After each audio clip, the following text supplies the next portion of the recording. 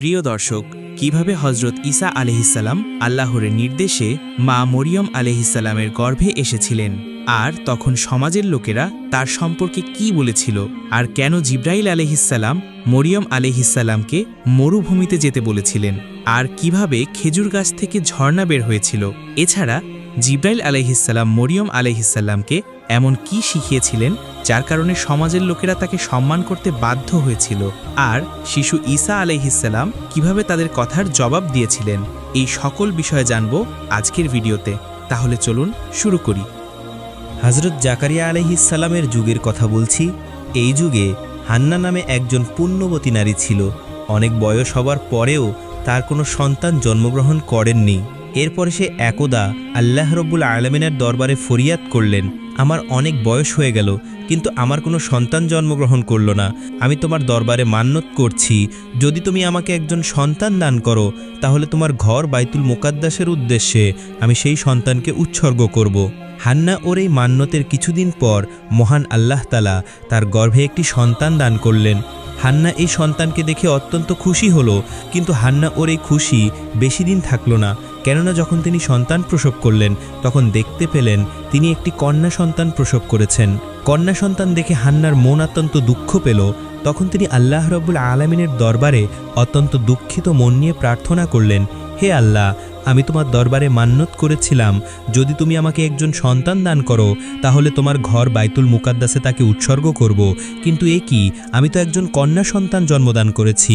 এই কন্যা সন্তানকে কিভাবে আমি তোমার ঘর বাইতুল মুকাদ্দাসের উদ্দেশ্যে উৎসর্গ করব?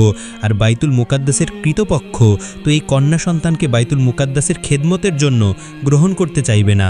হান্না এই দুঃখভরা প্রার্থনা শুনে মহান রব্বুল আলামিন জানিয়ে দিলেন, হে হান্না, তুমি হয়তো একটি কন্যা সন্তান জন্মগ্রহণ করে অত্যন্ত দুঃখিত হয়েছ। তুমি চেয়েছিলে একটি পুত্র সন্তান জন্মদান করতে, কিন্তু তুমি জেনে রাখো যে কন্যাটি তুমি জন্মদান করেছ এটি সাধারণ কোনো কন্যা সন্তান নয়। পৃথিবীতে অনেক পুরুষের চেয়েও এই কন্যা সন্তানের গুরুত্ব অনেক অফুরন্ত, অপরিসীম। আর তুমি যে চিন্তা করছো বাইতুল মুকাদ্দাসের কৃতপক্ষ খেদমতের জন্য তোমাকে গ্রহণ করবে কিনা, এ ব্যাপারে তুমি কোনো চিন্তা করো না। তুমি তোমার কন্যাটিকে লালন পালন করো, যখন সে উপযুক্ত বয়সে উপনীত হবে তখন তাকে বাইতুল মুকাদ্দাসের উদ্দেশ্যে খেদমতের জন্য নিয়ে যাও, আমি তাকে গ্রহণ করব। হান্না আল্লাহ রব্বুল আলামিনের পক্ষ থেকে এই সান্ত্বনা বাণী শুনে নিশ্চিন্ত হলেন। অতঃপর তিনি তার কন্যা সন্তানের নাম রাখলেন মরিয়ম, এবং তিনি আল্লাহ রব্বুল আলামিনের দরবারে দোয়া করলেন, হে আল্লাহ, মরিয়মকে এবং তার ভবিষ্যৎ বংশধরকে তুমি কবুল করে নিও, এবং তাদেরকেও শয়তানের ধোঁকা থেকে হেফাজত করো। এরপর হান্না মরিয়মকে 7 বছর পর্যন্ত লালন পালন করলেন। সেই যুগে বাইতুল মুকাদ্দাসের ইমাম ছিলেন হযরত জাকারিয়া আলাইহিসসালাম।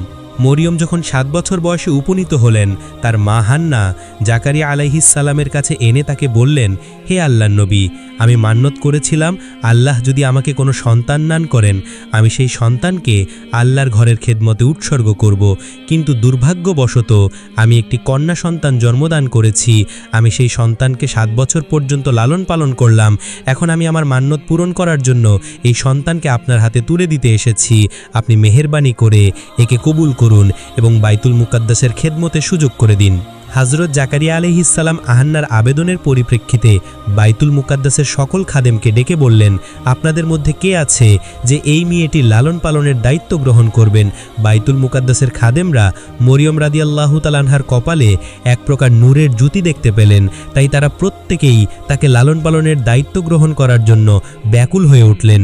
হযরত জাকারিয়া আলাইহিসসালামের নিজের মনেও তাকে লালন পালনের একটি সুপ্ত বাসনা ছিল। যেহেতু মরিয়মের খালা ছিল তার স্ত্রী, তিনি বাইতুল মুকাদ্দাসের খাদেমদেরকে যুক্তি দিয়ে বললেন, আপনারা সবাই শুনুন, এই মেয়ে এটি লালন পালনের সবচেয়ে উপযুক্ত ব্যক্তি আমি, কারণ তার খালা আমার স্ত্রী। কিন্তু বাইতুল মুকাদ্দাসের খাদেমরা হযরত জাকারিয়া আলাইহিস সালামের এই প্রস্তাব নাকচ করে দিয়ে বললেন, হে জাকারিয়া, আমাদের প্রত্যেকের মনে এই মেয়েটিকে লালন পালনের বাসনা রয়েছে, অতএব তার খালা তোমার ঘরে আছে এই যুক্তি দেখিয়ে তাকে তুমি লালন পালনের দায়িত্ব গ্রহণ করতে পারো না। জাকারিয়া আলাইহিস সালাম দেখলেন সকলেই দায়িত্ব গ্রহণ করার আগ্রহ প্রকাশ করেছেন। এমন অবস্থায় একটি জটিলতা সৃষ্টি হয়েছে। তাই তিনি বাধ্য হয়ে বাইতুল মুকাদ্দাসের খাদেমদেরকে বললেন, দেখুন, আমরা সকলেই চাইছি এই মেয়েটিকে লালন পালন করব। আমার মনে হয় যদি এই বিষয়টি আল্লাহ রব্বুল আলামিনের কাছে ছেড়ে দেই তাহলে ভালো হবে। তিনি আমাদের মধ্যে ফায়সালা করিয়ে দিবেন কে মরিয়মকে লালন পালন করবে। অতএব আসুন আমরা সবাই একটি লটারির ব্যবস্থা করি। আমরা যে কলম দিয়ে তাওরাত কিতাব লিপিবদ্ধ করি সেগুলিকে একটি পানি ভর্তি গামলার মধ্যে রাখব। যার কলম ডুবে যাবে সে মরিয়মকে লালন পালনের দায়িত্ব গ্রহণ করতে পারবে না, আর যার কলম ভেসে থাকবে সেই মরিয়মকে লালন পালনের দায়িত্ব গ্রহণ করতে পারবে। বাইতুল মুকাদ্দাসের সকল খাদেমরা হজরত জাকারিয়া আলাইহিসসালামের এই কথায় ঐক্যমত পোষণ করলেন। অতপর তাদের সামনে একটি পানি ভর্তি গামলা নিয়ে আসা হলো। এরপর একজন করে সেই গামলায় তাদের কলমগুলি রাখতে লাগলো। সকলের কলমগুলি সেই পানিতে ডুবে যেতে লাগলো। সর্বশেষ হজরত জাকারিয়া আলাইহিসসালাম তার কলম সেই গামলায় রাখলেন। দেখা গেল অলৌকিকভাবে তার কলম সেই গামলার পানির উপরে ভেসে রয়েছে। অতপর সকলের সর্বসম্মতি সিদ্ধান্ত ক্রমে হজরত জাকারিয়া আলাইহিসসালাম মরিয়ম রাদিয়াল্লাহু তাআলা আনহাকে লালন পালনের দায়িত্ব গ্রহণ করলেন। অতপর হজরত জাকারিয়া আলাইহিসসালাম বাইতুল মুকাদ্দাসের পাশেই হজরত মরিয়ম রাদিয়াল্লাহু তাআলা আনহার জন্য একটি ঘর নির্মাণ করে দিলেন। তিনি সেই ঘরেই সবসময় থাকতেন। আল্লাহর নবী জাকারিয়া আলাইহিসসালাম তাকে দেখাশোনা করতেন, সবসময় খোঁজ খবর নিতেন। তিনি যখন কোথাও যেতেন বাইরে থেকে তালাবদ্ধ করে যেতেন, অন্য কারো সেই ঘরে প্রবেশ করার অনুমতি ছিল না। একবার হজরত জাকারিয়া আলাইহিসসালাম সেই ঘরে মরিয়ম রাদিয়াল্লাহু তাআলা আনহাকে তালাবদ্ধ করে কোথাও চলে গেলেন। অতপর তিনি একটি জরুরি কাজে আটকে গেলেন। অবস্থা এমন হলো তার মনেই ছিল না যে মরিয়মের কি অবস্থা হয়েছে। মূলত আল্লাহ রাব্বুল আলামিন হজরত জাকারিয়া আলাইহিসসালামের মন থেকে মরিয়মের কথা ভুলিয়ে দিয়েছিলেন। এর মাধ্যমে আল্লাহ চাইছিলেন একটি অলৌকিক ঘটনাকে প্রকাশ করে তুলবেন। 4 দিন পরে হজরত জাকারিয়া আলাইহিসসালামের মনে পড়ে গেল যে তিনি মরিয়মকে ঘরের ভিতরে তালাবদ্ধ করে চলে এসেছেন। এরপর তিনি আফসোস করে বলতে লাগলেন, হে আল্লাহ, এ আমি কি করেছি? না জানি এই 4 দিন মরিয়ম কি খাচ্ছে এবং একা একা কিভাবে সেই ঘরের ভিতরে তার দিনগুলি অতিবাহিত হচ্ছে। আর তার কথা মনে পড়ার পর হজরত জাকারিয়া আলাইহিসসালাম যত দ্রুত সম্ভব বাইতুল মুকাদ্দাসে ফিরে আসলেন। এরপর তিনি মরিয়মের গৃহে প্রবেশ করে দেখলেন মরিয়ম আল্লাহ রাব্বুল আলামিনের ইবাদতে মগ্ন রয়েছেন, এবং তিনি দেখতে পেলেন তার চারপাশে বিভিন্ন ফলমূল ও খাবারের ছড়াছড়ি, এবং প্রত্যেকটি খাবারে ছিল এক সুন্দর সুগন্ধি। এই দৃশ্য দেখে হজরত জাকারিয়া আলাইহিসসালাম মহান আল্লাহ রাব্বুল আলামিনের দরবারে শুকরিয়া আদায় করলেন। মরিয়ম নামাজ শেষ করে হজরত জাকারিয়া আলাইহিসসালামকে সালাম দিলেন। জাকারিয়া আলাইহিসসালাম লজ্জিত ও দুঃখিত কণ্ঠে জিজ্ঞাসা করলেন, মরিয়ম, তুমি এই কয়েকদিনে কেমন ছিলে? আমি এক মহা বিপদের মধ্যে নিপতিত হয়ে তোমার কথা বিস্মরণ ভুলে গিয়েছিলাম, যার ফলে নিয়মিত তোমার খোঁজ খবর নিতে পারিনি। এই জন্যে তুমি আমাকে ক্ষমা করে দাও। তখন হজরত মরিয়ম বললেন, আপনি কি বলছেন? আমি কিছুই বুঝতে পারছি না। আপনি তো ভোরবেলা আমাকে এই ঘরের ভিতরে রেখে গিয়েছিলেন, এখন দুপুর হতে না হতে আমাকে জিজ্ঞেস করছেন আমি এই কয়েকদিন কেমন ছিলাম? মাত্র একদিনই তো হলো আমি এই ঘরে রয়েছি। তখন হযরত জাকারিয়া আলাইহিসসালাম মরিয়ম রাদিয়াল্লাহু তাআলা আনহার এই কথা শুনে অত্যন্ত অবাক ও আশ্চর্য হয়ে গেলেন। এরপরে জাকারিয়া আলাইহিসসালাম তাকে জিজ্ঞেস করলেন, মরিয়ম, তোমার পাশে এত খাদ্য ও ফলমূল, এত সুন্দর খাবার তুমি কোথা থেকে পেলে? তখন মরিয়ম বললেন, যে আল্লাহ আমার কথা আপনাকে ভুলিয়ে দিয়েছিলেন, সেই মহান আল্লাহর পক্ষ থেকে এত সুন্দর খাবার আমার কাছে এসেছে। তখন জাকারিয়া আলাইহিসসালাম বললেন, হে মরিয়ম, তোমার প্রতি আল্লাহর অফুরন্ত নিয়ামত রয়েছে, তুমি সবসময় আল্লাহর ইবাদত বান্দেগী করে যাও। একদিন আল্লাহ তোমাকে এমন সম্মানিত করবেন যেটি বিশ্ব জগতের জন্য একটি দৃষ্টান্ত হয়ে থাকবে। এভাবেই হযরত মরিয়ম রাদিয়াল্লাহু তাআলা আনহা বড় হয়ে উঠলেন এবং একসময় তিনি ঋতুবতী হলেন।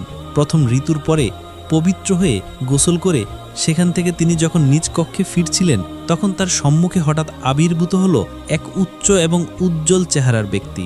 হযরত মরিয়মের মুখে আবরণ দিয়ে লোকটির পাশ দিয়ে যাচ্ছিল। লোকটিকে তার দিকে অগ্রসর হলে তিনি তাকে লক্ষ্য করে বললেন, হে আল্লাহর বান্দা, তুমি আল্লাহকে ভয় করো, আমি তোমাকে চিনি না জানি না, কেন তুমি আমার দিকে অগ্রসর হচ্ছ? আসলে মরিয়ম জানত না সেই লোকটি ছিল হযরত জিবরাইল আলাইহিসসালাম। তিনি মরিয়মকে বললেন, হে মরিয়ম, আল্লাহর পক্ষ থেকে তোমার জন্য একটি সুখবর নিয়ে এসেছি। তখন মরিয়ম জিজ্ঞেস করলেন, আপনি কে এবং কি সুখবর নিয়ে এসেছেন? তখন জিবরাইল আলাইহিসসালাম বললেন, আমি আল্লাহর ফেরেশতা এবং আমি তোমাকে আল্লাহর পক্ষ থেকে একটি পুত্র সন্তান উপহার দিতে চাই। হযরত মরিয়ম বললেন, কিভাবে আমার সন্তান জন্মগ্রহণ করবে? আমি তো বিবাহিত নই এবং আমি জেনাকারীও নই, আজ পর্যন্ত আমাকে কেউ পুরুষ স্পর্শ করেনি। জিবরাইল আলাইহিসসালাম বললেন, হে আল্লাহর বান্দি, তোমার প্রভু বলেছেন এটা তার জন্য অতি সহজ এবং এটা তিনি মানুষের জন্য নিদর্শন ও রহমত হিসেবে প্রতিষ্ঠিত করতে চায়। আর এই কাজের সিদ্ধান্ত আল্লাহ রাব্বুল আলামিন অনেক আগে থেকে নিয়ে রেখেছেন। তিনি তোমার গর্ভে কোনো পুরুষ স্পর্শ ছাড়াই একটি পুত্র সন্তান দান করবে। অতঃপর হযরত জিবরাইল আলাইহিসসালাম হযরত মরিয়ম রাদিয়াল্লাহু তাআলা আনহার মুখমণ্ডলের দিকে একটি ফু দিলেন। এরপরেই তিনি অদৃশ্য হয়ে গেলেন। মরিয়ম তখন অনুভব করলেন তার শরীরের ওজন দ্বিগুণ বৃদ্ধি পেয়েছে। তারপরে তিনি অত্যন্ত দুশ্চিন্তাগ্রস্ত হয়ে পড়লেন। তিনি আল্লাহর দরবারে সেজদায় পড়ে বলতে লাগলো, হে মহান আল্লাহ, আমার উপরে তুমি এমন কঠিন পরীক্ষা অর্পণ করলেন যা লোক সমাজে প্রকাশ হলে আমি নিন্দনীয় সমাজ ছাড়া হিসেবে গণ্য হব। তবু তোমার প্রেরিত দায়িত্ব পালনে সম্মত আছি। তবে পৃথিবীর আর কোনো মানুষকেই এভাবে এই ধরনের কঠিন পরীক্ষার সম্মুখীন করো না। এমন পরীক্ষার সম্মুখীন হলে অনেকেই ঈমান হারা হয়ে পড়বে।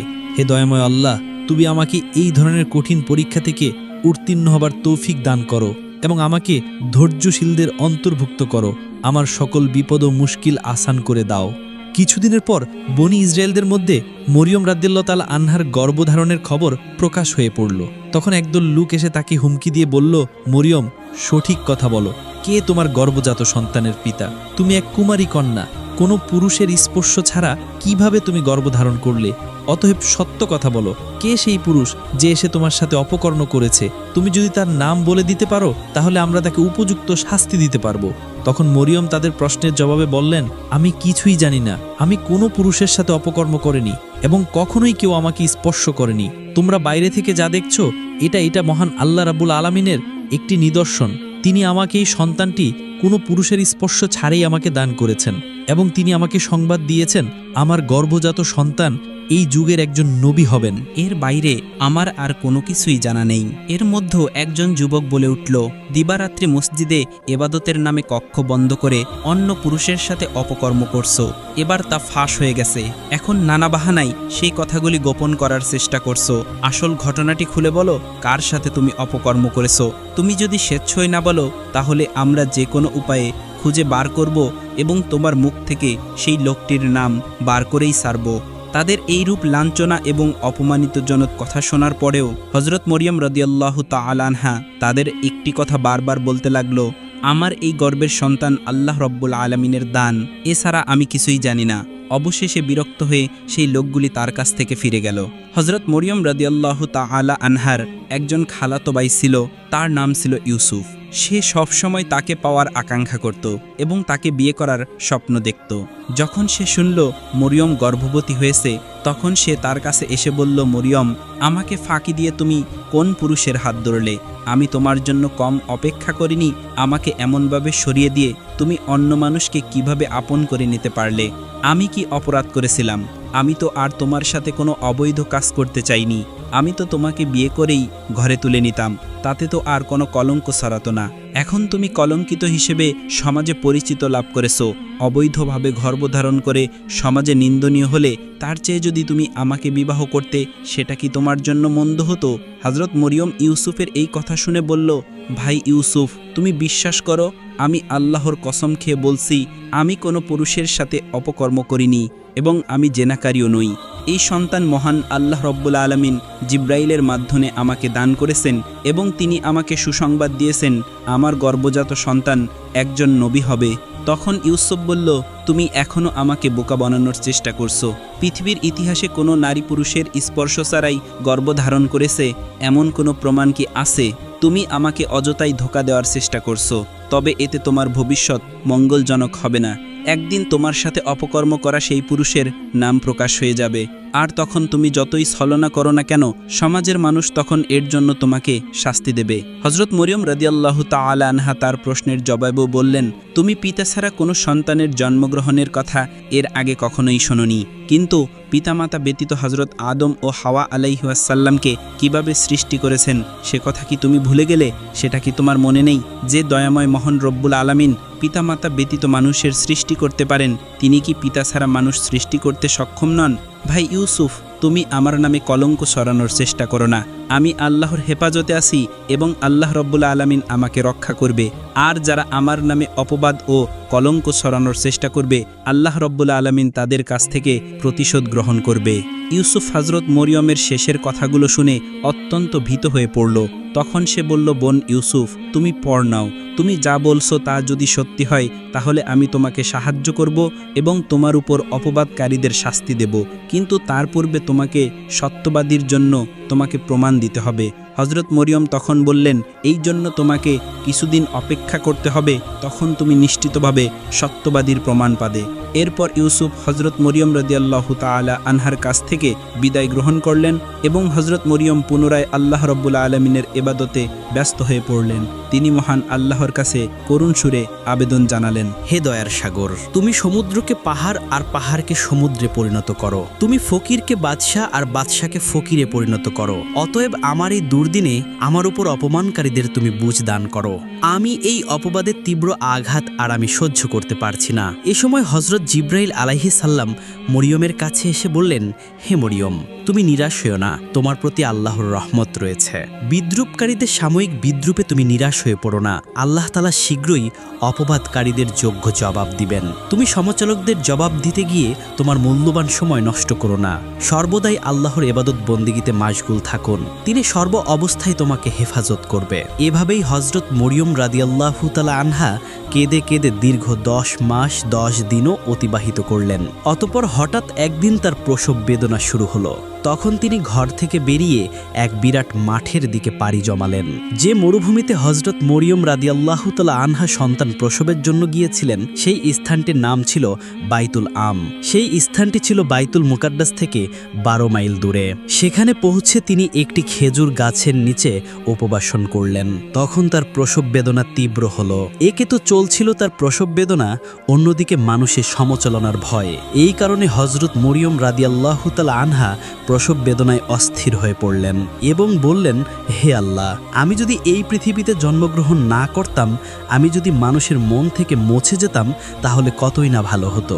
এরপরে হজরত মরিয়ম রাদিয়াল্লাহু তাআলা আনহা একটি ফুটফুটে পুত্র সন্তান জন্মদান করলেন। তিনি যখন এমন চিন্তায় অস্থির ছিলেন আর তাকে সাহায্য করার মতো কেউ ছিল না, ঠিক সেই সময় আল্লাহর ফেরেশতা জিব্রাইল আলাইহিস সালাম সেখানে অবতরণ করলেন এবং মরিয়মের পাশে একটি সুন্দর বেহেশতের নহর সৃষ্টি করে দিলেন।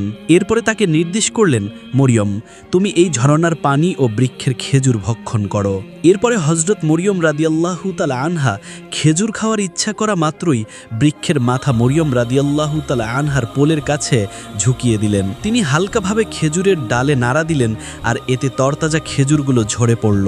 তখন তিনি খেজুর ও নহর থেকে পানি পান করে অনেকটা সুস্থ হয়ে উঠলেন। অতঃপর জিব্রাইল আলাইহিস সালাম তাকে বললেন, মরিয়ম, তুমি তোমার অপবাদের ব্যাপারে কোনো চিন্তা করো না। লোকেরা যদি এই সন্তানের ব্যাপারে কোনো কিছুই তোমাকে জিজ্ঞেস করে, তাহলে তুমি ইশারা করে তাদেরকে বলে দিও, আমি রোজা রেখেছি। বনি ইসরায়েলদের যুগে রোজা রাখা অবস্থায় কথা বলা নিষিদ্ধ ছিল। তোমার পক্ষ থেকে তোমার নবজাতক পুত্র আল্লাহ রব্বুল আলামিনের কুদরতে তাদের সকল প্রশ্নের উত্তর দিয়ে দিবেন। ছেলেটি কোলে তুলে নিয়ে মরিয়ম অশেষ তৃপ্তি লাভ করলেন। তিনি অপরূপ চোখে ছেলের মুখ পানে তাকিয়ে রইলেন। এমন সময় ছোট ঈসা আলাইহিস সালাম বলে উঠিলেন, হে আমার আম্মাজান, তুমি আজ পুণ্যবতী হয়েছ, কিন্তু আজ তোমাকে অভিনন্দন জানানোর মতো কোনো লোকজন তোমার পাশে নেই। তাই আমি তোমাকে প্রথম সালাম জানাচ্ছি, তারপরে জানাচ্ছি তোমাকে অশেষ মোবারকবাদ। তুমি আমার অন্তর থেকে সালাম গ্রহণ করো। হজরত মরিয়ম নবজাতকের মুখে এসব অলৌকিক কথা শুনে অবাক হয়ে গেলেন। তিনি তার মুখ থেকে এরকম কথা শুনবেন তা কখনোই কল্পনা করতে পারেনি। এরপরে তিনি আল্লাহ রাব্বুল আলামিনের দরবারে লাখো লাখো শুকরিয়া আদায় করলেন। অতঃপর হজরত মরিয়ম রাদিয়াল্লাহু তাআলা আনহা নবজাতক শিশুকে কোলে নিয়ে বাইতুল মুকাদ্দাসের দিকে রওনা হলেন। দীর্ঘ সময় ধরে পথ হাঁটার পর তিনি সেখানে পৌঁছালেন। বনি ইসরায়েলের লোকেরা এসব কথা জানতে পেরে অট্টহাস্য করার জন্য সেখানে ভিড় জমালো। তখন তারা তাকে প্রশ্ন করল, মরিয়ম, বলো, বিবাহ ছাড়া একজন কুমারী নারী হয়ে কিভাবে তুমি এই সন্তানকে জন্ম দিলে? মরিয়ম ইশারায় তাকে বুঝিয়ে দিল, আমি রোজা রেখেছি, অতএব আমার কথা বলা সিদ্ধ। তোমাদের যদি কিছু জিজ্ঞেস করার প্রয়োজন হয় তাহলে আমার এই নবজাতক ছোট্ট শিশুকে জিজ্ঞেস করো, সেই তোমাদের সকল প্রশ্নের উত্তর দিয়ে দেবে। তখন তারা বলল, আহারে মরিয়ম, অবৈধ সন্তানের গোপনীয়তা প্রকাশ হয়ে যাবে এই ভয়ে তুমি রোজা রেখেছ, আর এখন আমাদেরকে বলছো একজন নবজাতক শিশুর কাছে কথা বলতে? আমাদের সাথে ভণ্ডামি করার আর জায়গা পাও না।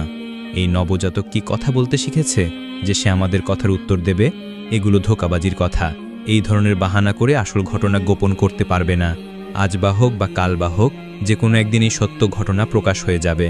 এদের মধ্যে আবার কেউ কেউ পাশ থেকে বলে উঠল, আচ্ছা চলোই না এই নবজাত শিশুর কাছেই প্রশ্নগুলো করেই দেখি সে কি উত্তর দিতে পারে। এরপর তারা সবাই মিলে হযরত ঈসা আলাইহিস সালামের কাছে জিজ্ঞেস করল, হে মরিয়মের পুত্র, কে তোমার পিতা? তোমার পিতার পরিচয় কি? তুমি কিভাবে তোমার মায়ের গর্ভে আসলে?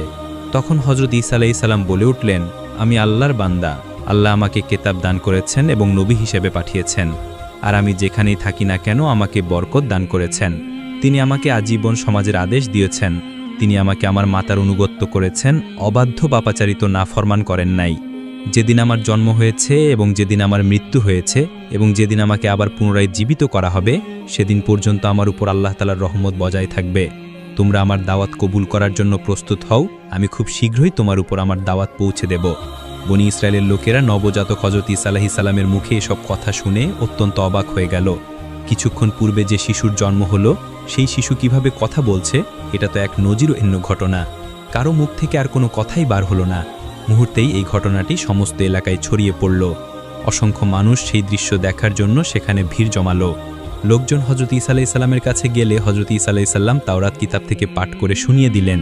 নবজাতকের এই মুখে সব কথা শুনে সকলেই তাদের ভুল বুঝতে পারল এবং তারা সবাই হযরত মরিয়ম আলাইহিস সালামের কাছে ক্ষমা চাইল। প্রিয় দর্শক, এমন আরও ভিডিও পেতে আমাদের চ্যানেলটি সাবস্ক্রাইব করুন, বেল আইকনটি প্রেস করে লাইক দিন এবং আমাদের জন্য দোয়া করুন যেন আমরা আপনাদের জন্য আরও ভালো কন্টেন্ট নিয়ে আসতে পারি। ধন্যবাদ। সবসময় সত্যের পথে থাকুন এবং নিয়মিত কোরআন তিলাওয়াত করুন, কারণ এটি আপনার হৃদয়কে আলোকিত করবে এবং জীবনে শান্তি আনবে।